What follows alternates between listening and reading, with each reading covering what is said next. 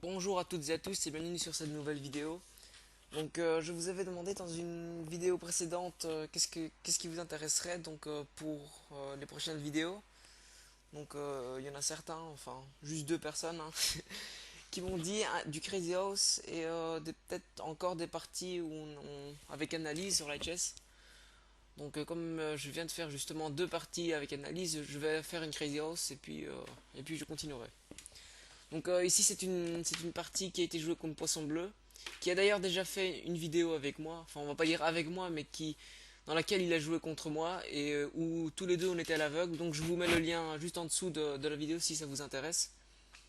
Et on y va pour cette partie. Le Crazy House c'est une variante qui est différente, puisque quand on prend une pièce, par exemple, si Madame capture le cavalier noir, il se trouve que le cavalier va normalement disparaître de l'échiquier, mais il deviendra blanc et donc vous allez le voir, il viendra dans cette petite boîte qui est juste ici. Et je pourrai ensuite le replacer quand je veux, bien sûr. Donc si je passe, pardon, si je place le cavalier, ça compte comme un coup. C'est-à-dire que si je place le cavalier, je ne peux pas ensuite jouer un autre coup de cavalier ou de pion, quoi que ce soit.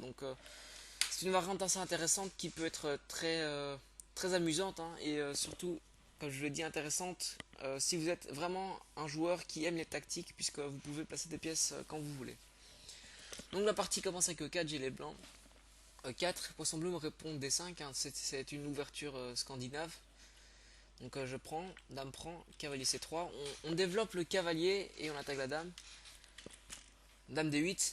Je vous parlais des pièces qu'on prend et qui vont dans la boîte. Donc je vous montre un exemple. Regardez, je prends le pion. Donc c'est un pion noir, il devient blanc. Et je peux en effet placer le pion blanc quand je veux sur le terrain. Donc prise, mon pion blanc justement devient noir. Il peut le placer à son tour quand il veut. Cavalier C3, avec la dame. On gagne un temps sur la dame, hein, puisqu'on développe une pièce. Dame D8. Cavalier F3. Fou F4, donc qui vient, on le voit, clouer notre cavalier en F3. Et ça peut devenir dangereux, je vais vous dire, puisque sur le Crazy Horse, vous voyez que ce petit pion, il pourrait essayer de le placer plus tard, pas maintenant, puisque le cavalier est en C3, en E4 pour, vous voyez, clouer le cavalier en F3 et ainsi gagner la pièce. Mais il faut savoir aussi que certains n'hésitent pas, vous voyez, à sacrifier une pièce à 3 points contre un pion, puisque le pion peut faire des fourchettes plus tard dans la partie. Enfin, ça c'est déjà un niveau plus élevé, puisque vous voyez que nous sommes à peine des 1826, 1784. Mais bon, de toute façon, ça change pas beaucoup. Fou G4, fou F4. Donc ici, mon intention est nette, c'est de faire fou prend F7, et sur roi prend cavalier E5, échec, et on va prendre le fou au prochain coup. Donc mon adversaire, poisson bleu, ne voit pas le coup malheureusement, il développe son cavalier en F6. Et donc comme je vous l'ai dit, il tombe dans le piège. Fou prend F7 échec, et joué.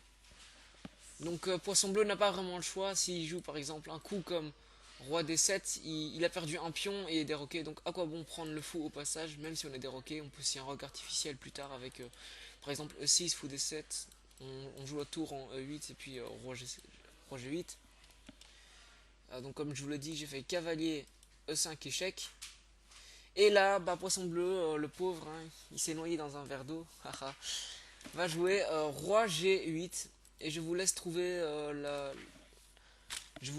le coup qui va suivre. Si vous êtes honnête, ne regardez pas sur la partie, hein, sur la notation. Si c'était une partie classique, vous l'avez bien entendu, j'aurais fait cavalier prend G4. Attendez, on va aller sur analyse, c'est plus simple. En partie normale, j'aurais fait cavalier prend G4 et dame prend G4. Et vous voyez que les blancs s'en sortent avec un pion en plus, tout simplement. Alors, euh, Malheureusement, ce n'était pas ça la solution. C'est qu'après roi G8, comme c'est du Crazy House, on peut mettre une pièce. Et je sais pas si vous avez vu, j'ai deux pions à placer. Et donc, la fin de la partie, c'est j'ai placé un pion sur F7 et c'est échec et mat.